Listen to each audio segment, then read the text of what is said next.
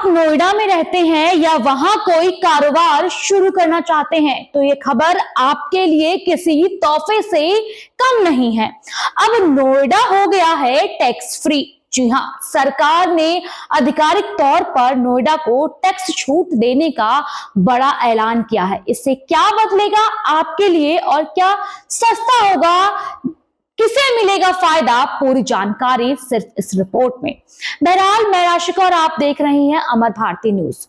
क्या है सरकार का नया फैसला? केंद्र सरकार ने सेंट्रल बोर्ड ऑफ डायरेक्टर्स यानी कि सीबीडीटी ने नोएडा को टैक्स छूट का ऐलान किया है। यह फैसला नोटिफिकेशन नंबर 116/2025 के तहत लिया गया। इसका मतलब है कि नोएडा में रजिस्टर्ड कई प्रकार की संस्थाएं, ट्रस्ट और इंडस्ट्रियल यूनिट को इनकम टैक्स में छूट मिलेगी। यह छूट औद्योगिक और आर्थिक विकास में बढ़ावा देने के लिए दी गई है। इसमें किसे फायदा मिलेगा आपको बताते हैं। स्टार्टअप और एमएसएमई जैसे छोटे और मध्यम औद्योगिक को टैक्स में छूट मिलेगा और इसका मुनाफा साथ ही साथ बढ़ेगा। नए बिजनेस शुरू करना आसान होगा। रियल एस्टेट और हाउसिंग सेक्टर में टैक्स छूट से निवेश बढ़ेगा। एफोर्डेबल हाउसिंग प्रोजेक्ट को बढ़ावा मिलेगा। नौकरी पेशा और निवेशक वर्ग भी ये फायदा उठा सकते हैं। जैसे कि ज्यादा कंपनियां आएंगी, इसका मतलब ज्यादा रोजगार, निवेशकों को टैक्स छूट के कारण बेहतर रिटर्न मिलेगा। वहीं अगर हम बात करें मल्टीनेशनल कंपनीज की तो इन्हें भी सीधा सीधा फायदा होता हुआ दिखाई दे रहा है। नोएडा को टैक्स फ्रेंडली हब मानी जाएगी। वहीं एनसीआर में विदेशी निवेशकों के लिए भी कई नीति बनाई गई है। क्या है ये अहम फैसला? जी हां, नोएडा पहले ही एनसीआर का एक उभरता हुआ औद्योगिक और आईटी हब है।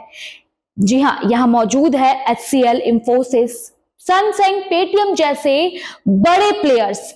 फिल्म सिटी और मीडिया हब की योजना टैक्स छूट से नोएडा बन सकती है अलग मिनी बेंगलुरु या फिर गुड़गांव 2.0। जी हां, क्या आप भी उठा सकते हैं इसका लाभ? तो हम आपको बताते हैं।